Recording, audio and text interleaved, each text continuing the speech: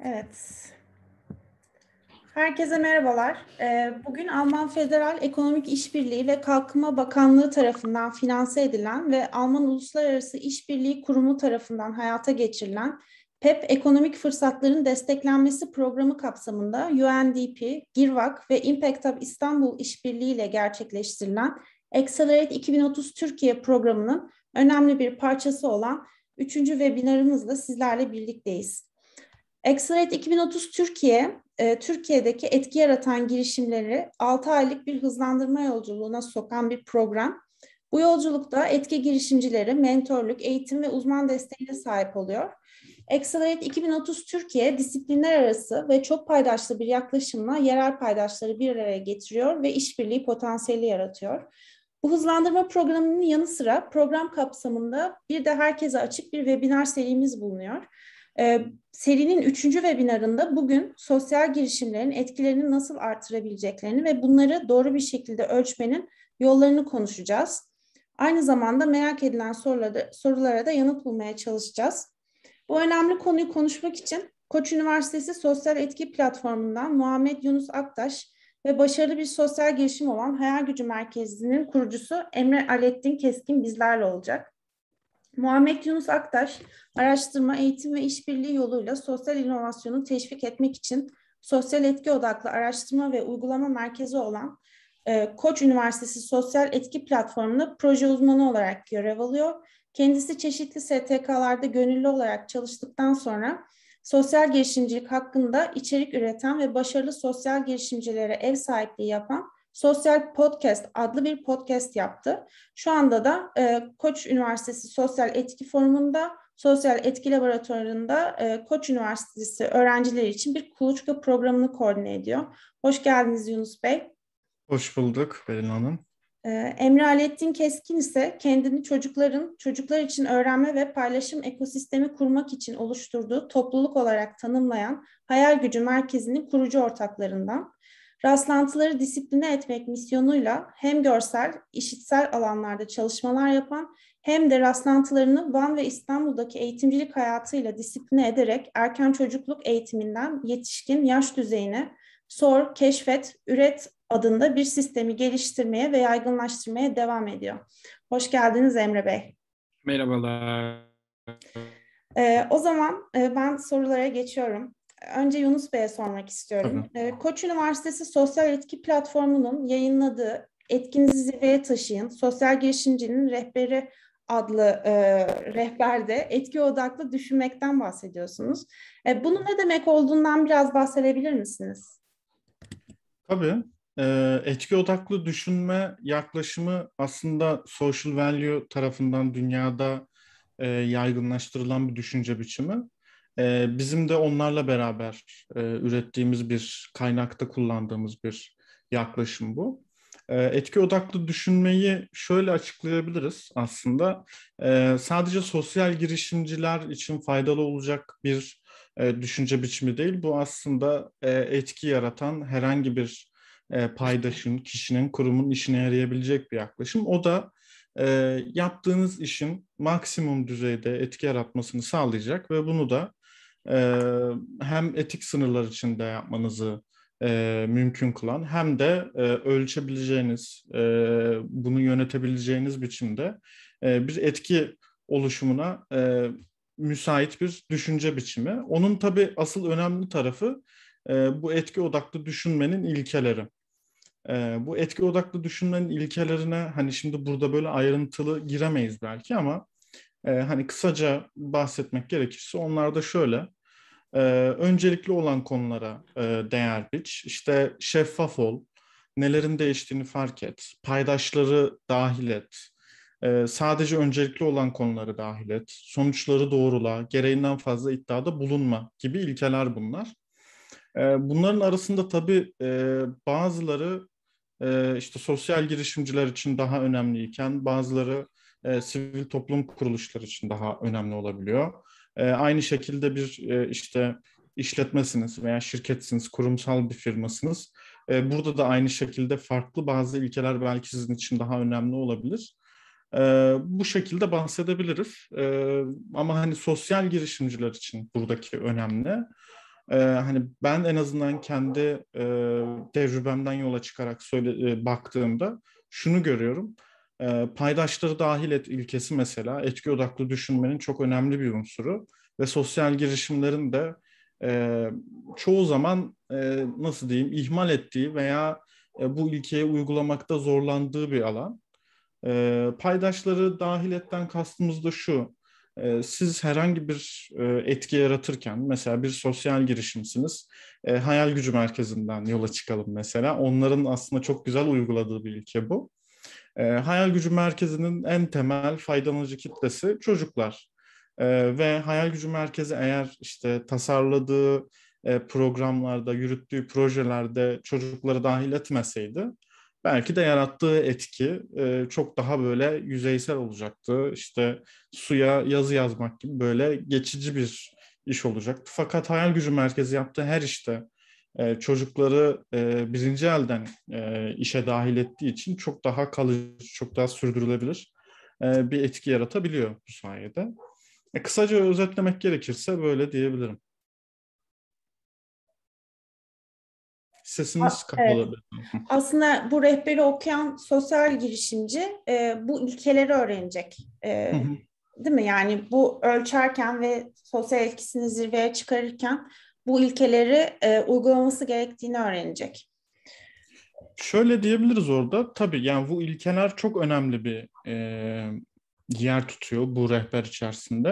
Hı E, hı. Yani sizin aslında bu etki odaklı düşünmeyi ilk önce hani bunu benimsedikten sonra diğer bütün işlere girişmeniz aslında anlamlı. Yani bu rehberde de bundan bahsediliyor aslında giriş kısmında da. Hani ilk önce bunu benimseyin. Bundan sonra yapacağınız her iş aslında anlamlı. Sonrasında da daha böyle hani bir önemli kilit nokta diyebileceğim diğer nokta da 10 etki sorusu dediğimiz yaklaşım. Aslında bu etki odaklı düşünceyle 10 etki sorusunu benimsemiş, bunu özümsemiş bir sosyal girişimci için etki ölçümü, etki yönetimi dediğimiz mesele çok büyük oranda bence halledilmiş oluyor. Çok daha artık kolay bir şekilde halledilebilir oluyor. Bu rehberde de yani temel olarak aslında bu iki yaklaşım çalışılıyor, öğretiliyor öyle diyeyim. Sosyal girişimciler için asıl önemli olan tarafı etkinizi yönetmek ve bunu yönettiğinizi de gösterebilmek. Kime göstermek? Müşterinize göstermek anlamlı mıdır? O ayrı bir soru. Onu ayrıca belki tartışabiliriz ama artık günümüzde etki yatırımı dediğimiz de bir şey olduğu için ve işte fonlar var, yarışmalar var, sosyal girişimlerin faydalanabileceği birçok fırsat var. Bu fırsatlara başvururken buralarda ön plana çıkmak için yarattığınız etkiyi en iyi şekilde anlatabilmeniz de gerekiyor. Bu iki yaklaşım burada da çok faydalı. Biz de hani KUSİF olarak yaptığımız çalışmalarda, çalıştığımız sosyal girişimlerde bunun faydasını çokça gördük. Onun için hani kaynağı genel olarak böyle özetleyebilirim. Çok teşekkürler. Şimdi Emre Bey'e dönmek istiyorum. Ee, Emre Bey, Hayal Gücü Merkezi yaklaşık 50 şehirde en az 2226 eğitmene ve 50 bin çocuğa dokunuyor günümüz itibariyle. Siz bu etkiyi nasıl ölçtünüz ve etkinizi kuruluştan bu yana nasıl ölçeklendirdiniz? Ee, Aslında şöyle yani bu tabii yani çok ciddi bir şey olan bir hikaye hayal gücü merkezi.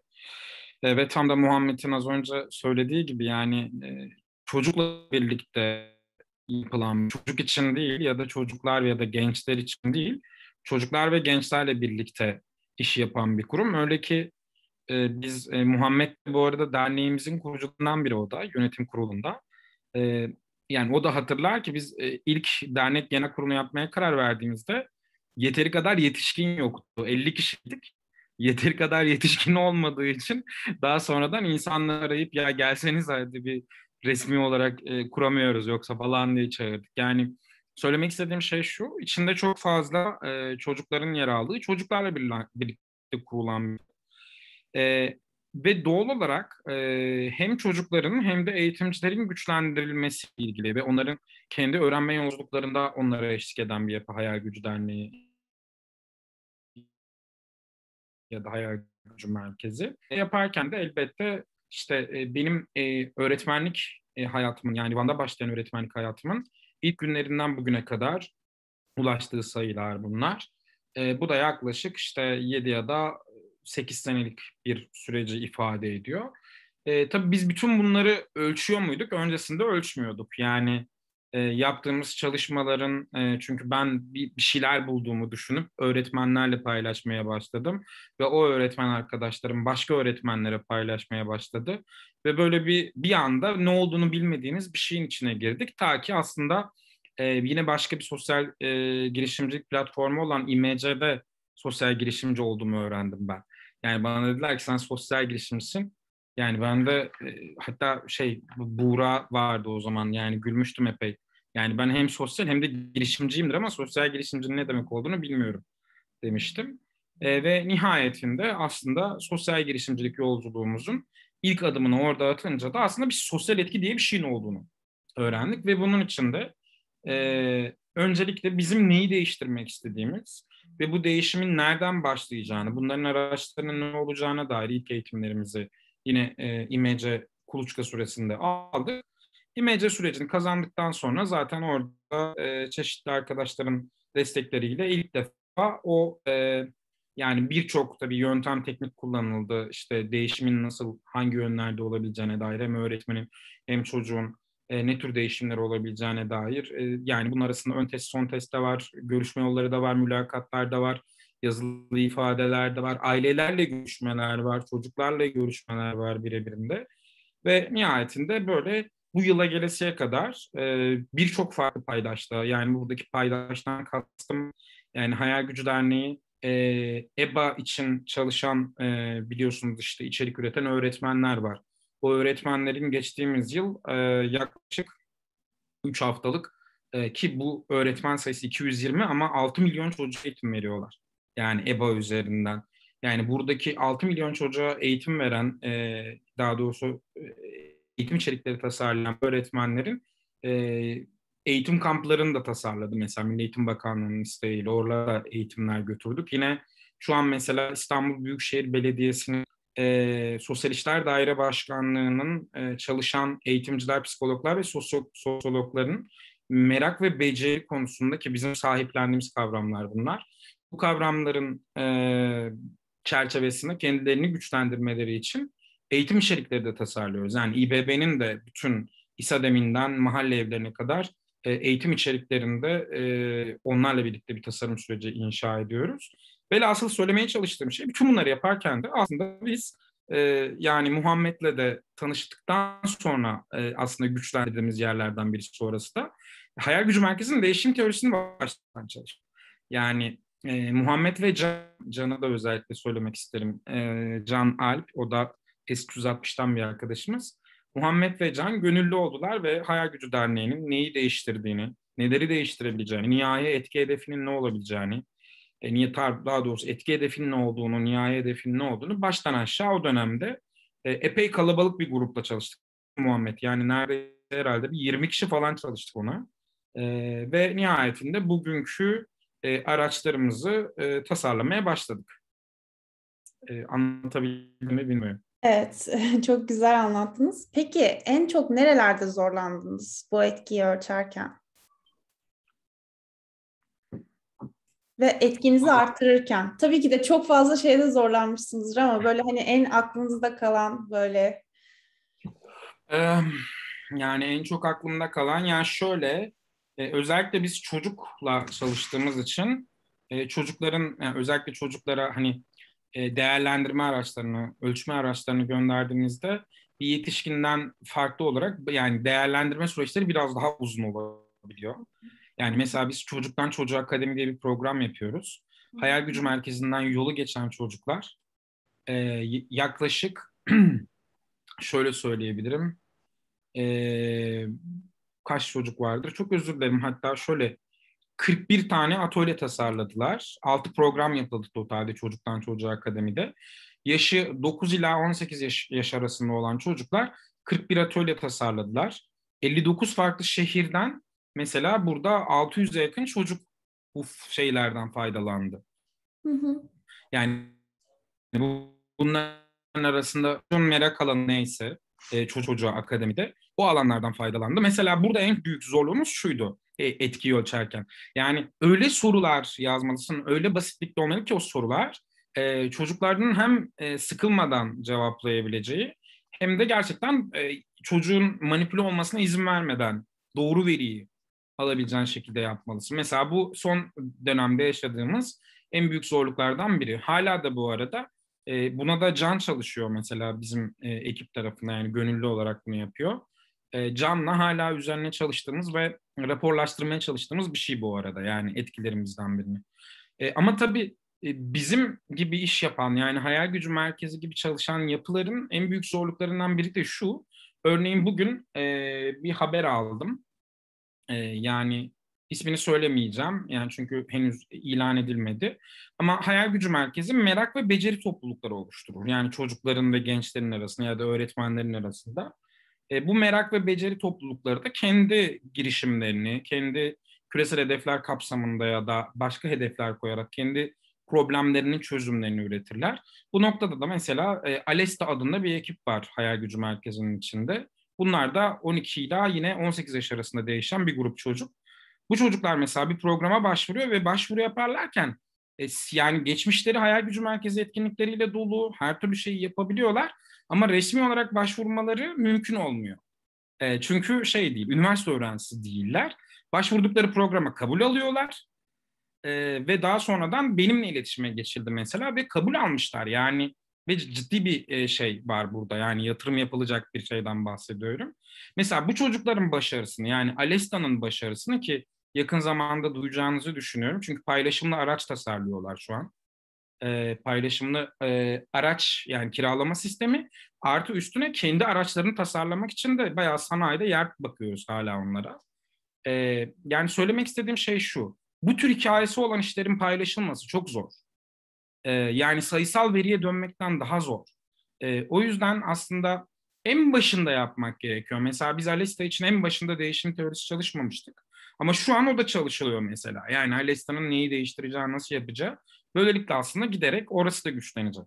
Yani hikayesi olan işleri anlatmak birazcık zor, eğer hikayesini anlatmıyorsanız. En büyük zorluk bu bence. Evet. Yunus Bey, siz katılıyor musunuz Emre Bey'e? Yani Türkiye'deki genel hani en çok yaşanan zorluk sosyal girişimciler arasında sizce bunlar mı, yoksa bunlara ekleyeceğiniz başka zorluklar da var mıdır, ya da deneyimler, ilginç hikayeler? Şöyle, Emre'ye sonuna kadar katılıyorum. Yani anlattığı şeyler zaten hani dediği gibi birçok sosyal girişim için e, zorlu konular. Ama zaten hani sosyal etki ölçümü dediğimiz şey bir işte finansal ölçüm gibi değil. Yani finansal ölçüm, mesela siz bir şirketsiniz, finansal durumunuzu ölçmek istiyorsunuz. Bunun için zaten var olan yöntemler 100 yıldır 3 aşağı 5 yukarı aynı. Çok belli bazı metrikler var ve siz bu metrikleri bakarak etkinizi, daha doğrusu finansallarınızı ölçüyorsunuz. Fakat sosyal etki ölçümü böyle bir konu değil. Yani hayal gücü merkezi etkisini ölçerken çok kendisine özgü bir takım göstergeler de belirlemek ve bu göstergeleri de yine kendisine özgü bir takım yöntemlerle ölçmek zorunda. Yani ne gibi? Çok hani şu an atıyorum, bir çocuğun özgüvenini yaptığınız bir proje kapsamında artırıp arttırmadığınızı ölçmek için tamamen o projeye özgü, o çocuklara özgü bir yaklaşım geliştirmeniz gerekiyor ki bu da çok zor bir şey aslında. Ama bir taraftan da şöyle bir avantajı var. Her sosyal girişim aslında kendisine özgü bir takım yöntemlerle, metriklerle, göstergelerle etkisini ölçüyor. Hani bu bir hem avantaj hem dezavantaj.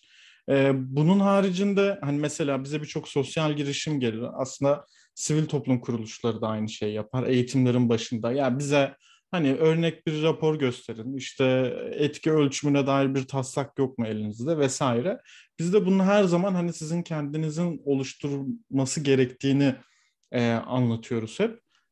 Tabii ki mesela işte kadın alanında çalışan, işte çocuk alanında çalışan ortak göstergeler kullanılıyor. Bunlara başvurmak da gayet mantıklı. Çünkü hani kümülatif olarak bir sorun üzerine nasıl etki yarattığımızı ölçmek, bunun seviyesini belirlemek çok önemli. Özellikle işte sürdürülebilir kalkınma amaçları gibi bir gündemimiz varken. Ama diğer taraftan da işte e, Gazi Osman Paşa'da bir ortaokuldaki bir çocuğun özgüvenini ölçmekle işte Sri Lanka'daki bir çocuğun özgüvenini ölçmek aynı yöntemle mümkün olmayacaktır diye düşünüyorum. Ki bu sosyal meselelerin tümüne neredeyse genelleyebiliriz. Onun için hani etki ölçümü dediğimiz şey bu anlamda zor. Ama her zaman için e, yani gerek bir sosyal girişim olsun veya etki odaklı bir girişim olsun, etkisini ölçmek istiyorsa bunu yapması aslında yöntem olarak, yani bu işin metodu olarak çok zor bir şey değil. Sadece buna vakit ayırması, bunu önemsemesi gerekiyor diyebilirim. Emre Bey, siz burada tabii Yunus Bey gibi deneyimli birisine sahipmişsiniz. O açıdan şanslısınız ama etkinizi ölçerken ve işte ölçeklendirirken başka bir destekten yararlandınız mı? Yani bu destek bir işte know-how desteği de olabilir, işte fon desteği de olabilir. Tabii şöyle, benim bir aslında Ashoka ile yakından bir çalıştığım bir sene var. O Ashoka ile çalıştığım bir sene içerisinde aslında birazcık hani Yunus'un ve Can'ın emeğini bir tarafta tutuyorum. Ashoka ile de yakından çalıştığım o bir sene aslında birazcık belki etkiyi nasıl ölçeceğiz, bununla ilgili nasıl bir bakış açısı geliştirmek lazım. Bunları orada birazcık desteğini gördüm diyebilirim. Ama aslen yine KUSİF'in ciddi bir şeyi var burada. Yani yaptığı etkinliklere beni davet ederek ya da ekibimizi davet ederek, eğitimlere bizi davet ederek bizi epey güçlendirdiler diyebilirim ki hani KUSİF'in bizi davet etmesi Yunus'la tanışmamızdan da önce olduğu için KUSİF'in ayrıca bir orada şeyi var. Onu söylemek isterim. Yani çünkü biz aslında Yunus'ta daha sonraki süreçte tanıştık galiba, değil mi Yunus?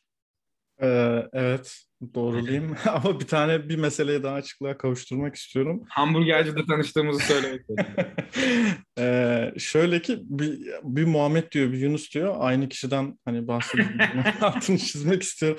Ben iki ismimi de kullandığım için veya hatta soy ismimi de kullanıyorum doğal olarak. Onun için hani hep böyle üç farklı şekilde de hitap edilebiliyorum. Bu da bazen karışıklığa sebep oluyor. Hani buranın altını çizmek istedim. Evet ama sonrasında tanıştık. Ya onun dışında da şey söyleyebilirim. Yani bence bütün zaten sosyal girişimcilik platformlarının yapması gereken en kıymetli şeylerden biri. Bu tür etki ölçümü, sosyal etkiye bakış, sosyal etki analizi gibi eğitimlerin ya da bu işleri yapmış insanlarla yeni girişimcileri, yeni sosyal girişimcileri karşılaştırmak diye düşünüyorum. Bir diğer taraftan artık günümüzde bence girişimcilikle sosyal girişimcilik arasında giderek yani o bariz bir fark var ya, yani orası da bence kapanacak. Çünkü dünya giderek bizi şeye davet ediyor zaten. Yaptığın her işte sürdürülebilir bir hedefe katkıda bulunmaya davet ediyor. Çünkü kullanıcı artık ona göre ürün tüketmeye başlıyor ve sen de girişimci olarak mecburen bu şekilde ilerlemek durumunda kalıyorsun. Ee, Dediğim gibi o süreçte biz İMC sürecinde aslında ilk aldığımız o desteği oradan aldık. Ardından da giderek yavaş yavaş işte dostlarımızla, arkadaşlarımızla ve farklı kurumlarla birlikte inşa ettik. Muhammed Yunus Bey, size böyle diyeceğim artık. Yunus diyebilirsiniz yani. Tamam. Hani, ya hiç hepsini kullanıyorum ama Yunus daha kolay olur diye Tamam. tahmin ediyorum. Yunus Bey, peki yani Türkiye'deki bir sosyal girişimcinin ya da STK'nın ya da bir etki girişimcisinin bu konuda destek alabileceği hani aktörler, fon kaynakları veya işte diğer destek mekanizmaları nedir? Bu hem Türkiye ekosisteminde olabilir hem de hani yurt dışındaki ekosistemlerde olabilir. Eğer bizlerle paylaşırsanız çok faydalı olacağını düşünüyorum. Hı hı. Yani bu çok önemli bir konu.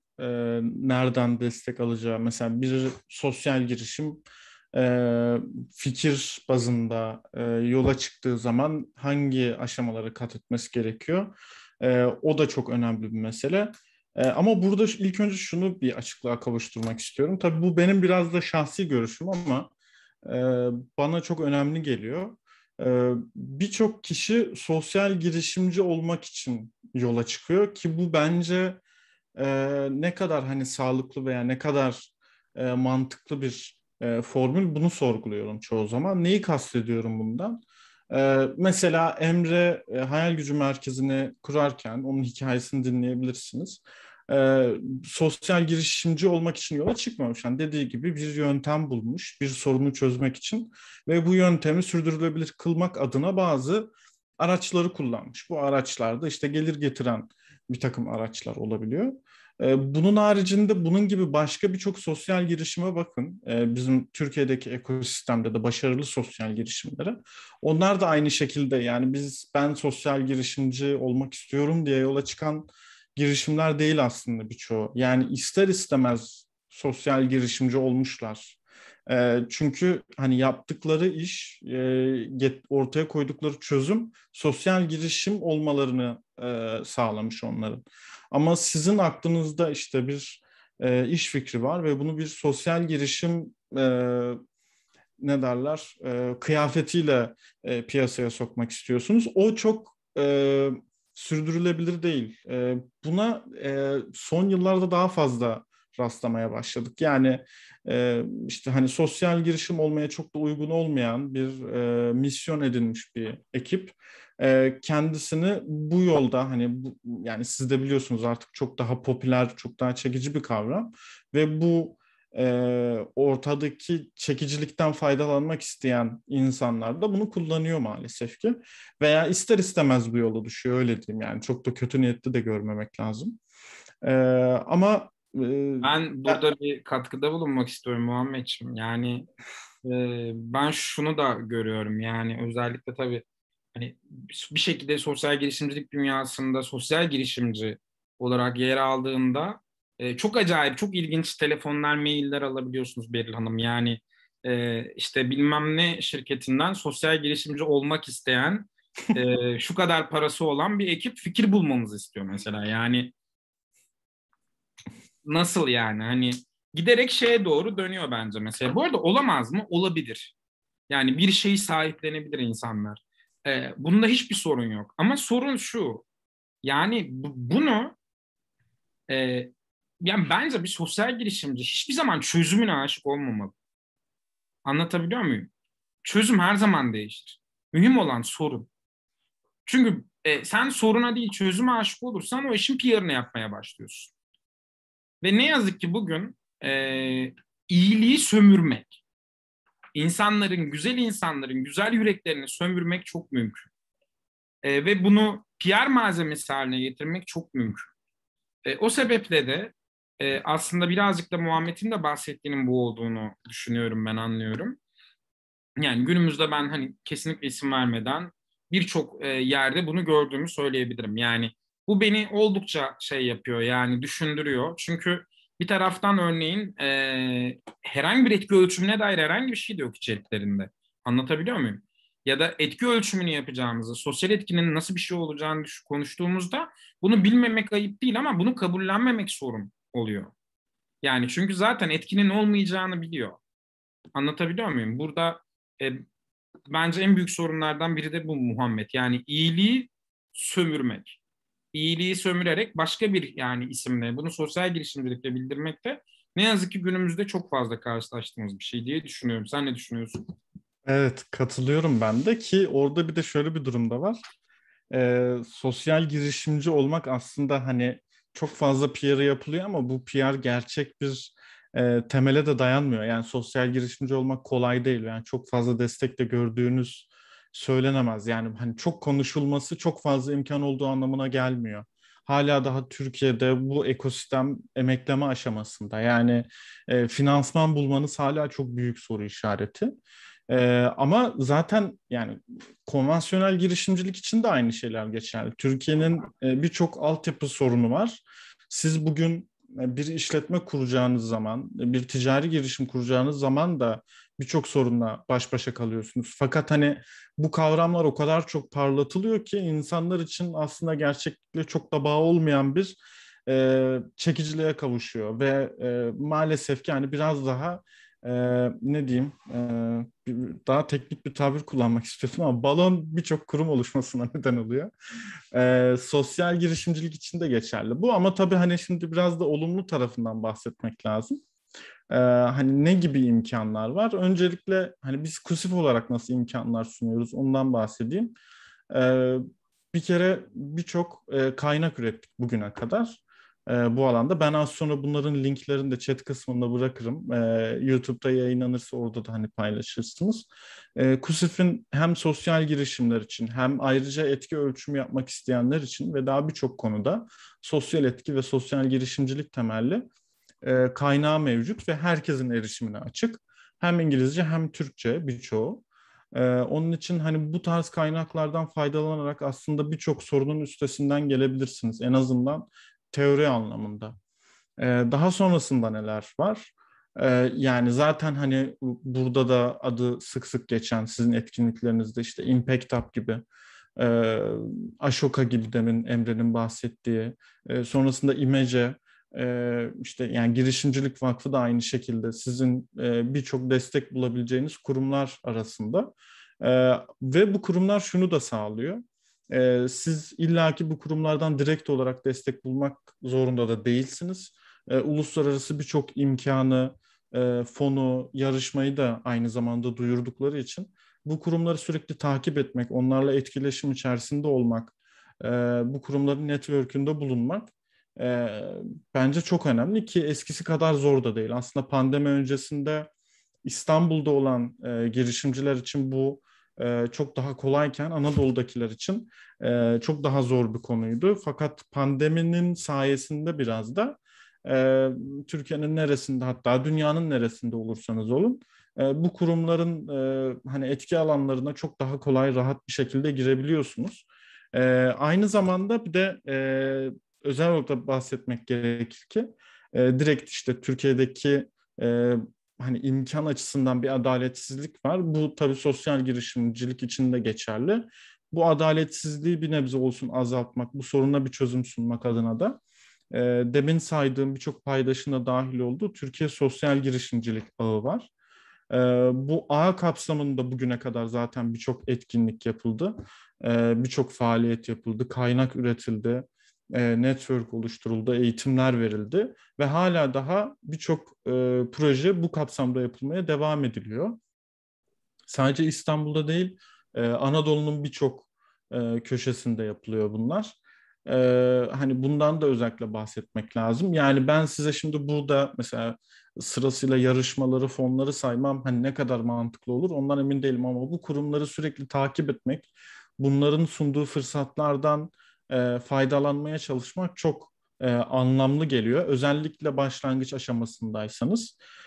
Yani siz bir yeni çıktığınız yola modelinizi denemeye başlıyorsunuz. Bu kurumlar size birçok temel bilgiyi, fırsatı sunabiliyor. Çok daha iyi imkanlara erişmenizi sağlıyor. Bunu söylemek lazım. Ama diğer taraftan da etki yatırımı konusu var. Etki yatırımı da çok çok yeni bir konu Türkiye için.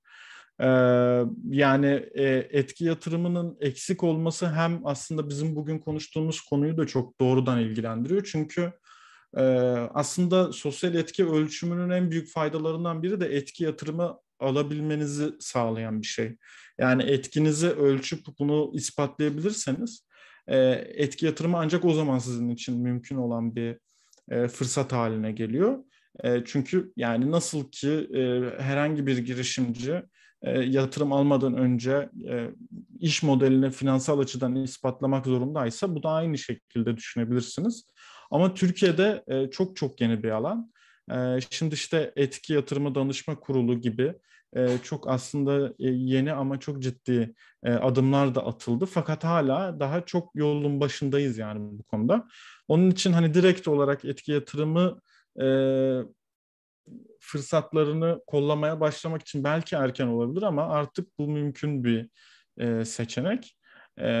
Ama hani şöyle diyebilirim aslında sosyal girişimcilik çok aslında geniş bir spektrum. Yani spektrumun bir tarafında ticari girişimler olduğunu düşünün. Diğer tarafında da kar amacı gütmeyen sivil toplum kuruluşları olduğunu düşünün.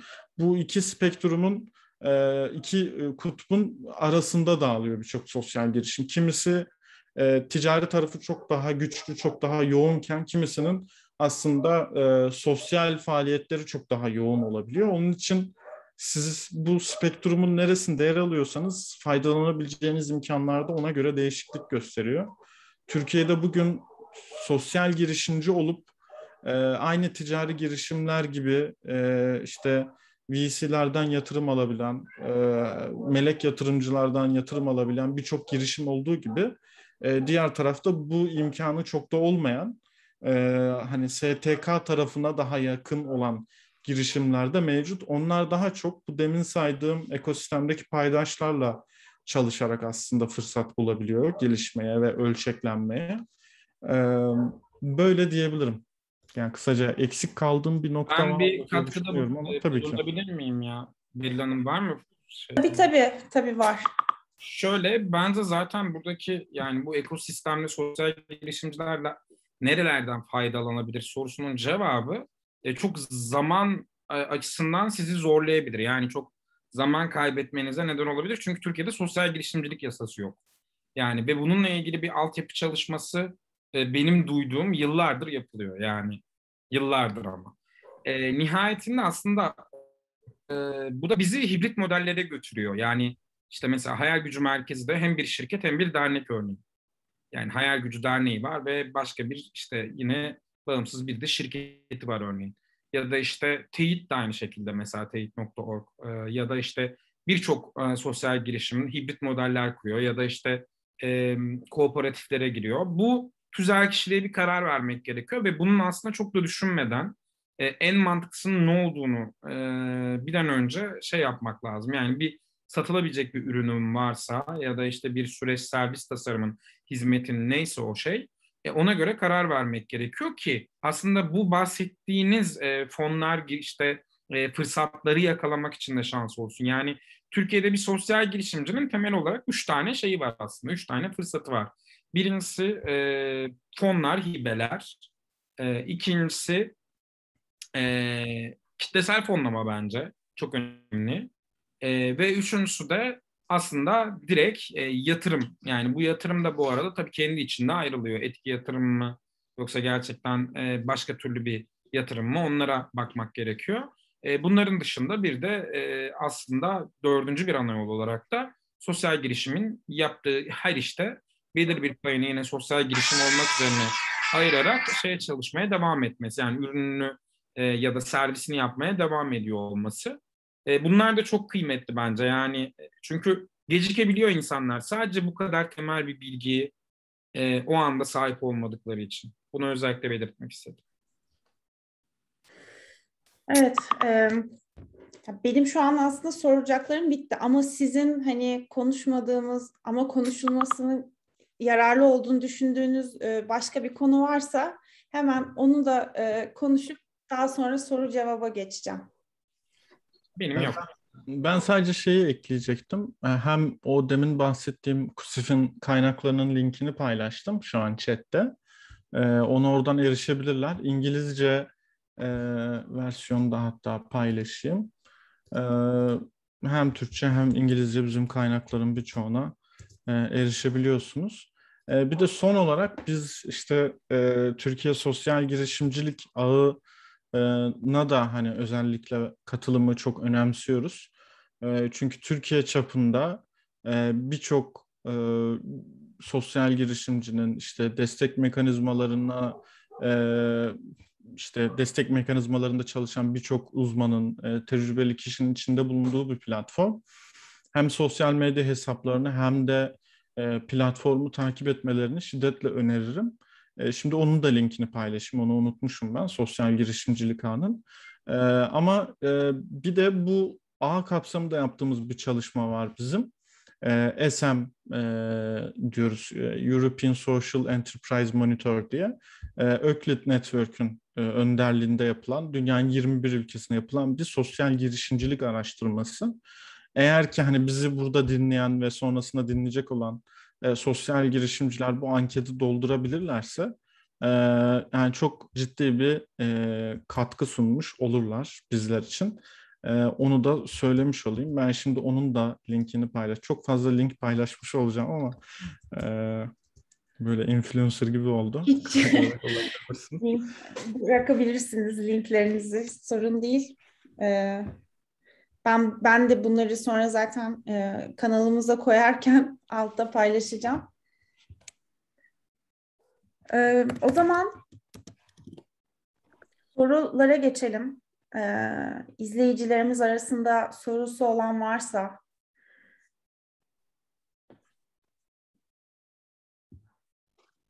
Evet.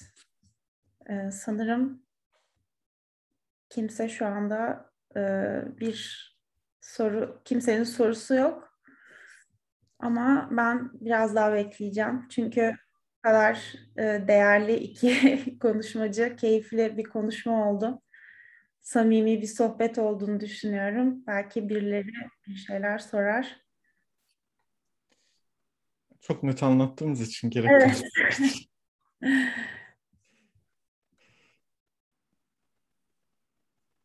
Yani bir de şey var tabii, insanlar pek çok soruyu merak etseler de aslında bir şekilde kafalarında e, yanıtlayabiliyorlar aslında, yanıt bulabiliyorlar. Bence bu tür etkinliklerde de böyle şeyleri çok sık yaşıyoruz diye düşünüyorum. Ama şöyle bir şey var. Yani biraz da Zoom'un etkisi midir nedir bilmiyorum. Hani bu e, normalde işte pandemi öncesi bu etkinlik büyük ihtimal fiziksel yapılacaktı. İşte hani birbirimizin yüzünü görecektik, sonrasında tanışacaktık vesaire.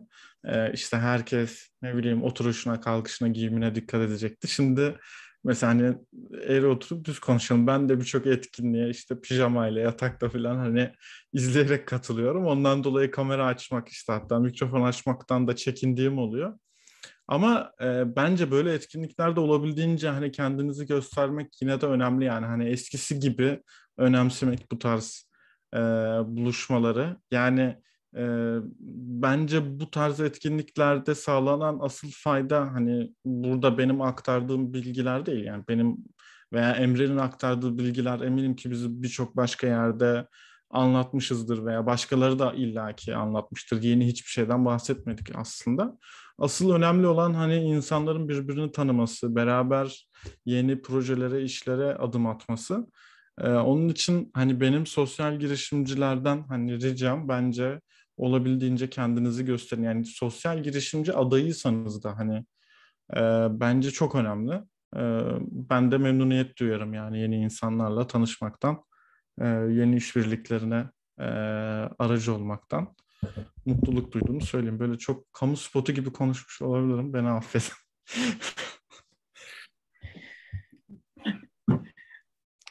Ee, O zaman Emre Bey'in de söyleyecek bir şey yoksa ben bu oturumu üzülerek kapatmak durumunda kalacağım. Yani benim söyleyecek son şeyim, iyiliğin sömürülmediği, gerçekten sosyal etkimizin ölçüldüğü, Aha. girişimlerin var olduğu bir dünya. Kimsenin PR malzemesi haline gelmeyen sosyal girişimciler. Hı hı. Bunlar çok önemli. Nerede olursak olalım, hakkımızı, hukukumuzu bilerek ve işbirliğinin büyük güç olduğunu, örgütlenmenin büyük güç olduğunu bilerek hareket etmenin çok önemli olduğunu son defa hatırlatmak, söylemek isterim. İyiliği sömürmediğimiz, büyüttüğümüz günlerde umarım bir daha karşılaşırız. Umarım. Artık tam kamu spotu olduk. Beraber. Sosyal mesajımızı da verdikten sonra e, ben çok teşekkür etmek istiyorum. Gerçekten ben açıkçası çok keyif aldım. İzleyicilerimizin de çok keyif aldığını düşünüyorum. Umarım bu proje kapsamında ya da başka bir proje kapsamında tekrar sizleri ağırlama şansımız olur. Herhalde şu an bizi izleyenler de bir yolunu bulup sizlerle buluşurlar eğer ihtiyaçları varsa diye tahmin ediyorum. Tekrar teşekkür ediyorum. Görüşmek üzere. Sağlıcakla kalın. Sevgiler. Görüşmek üzere. İyi akşamlar. Güle İyi güle. akşamlar. Hoşçakalın.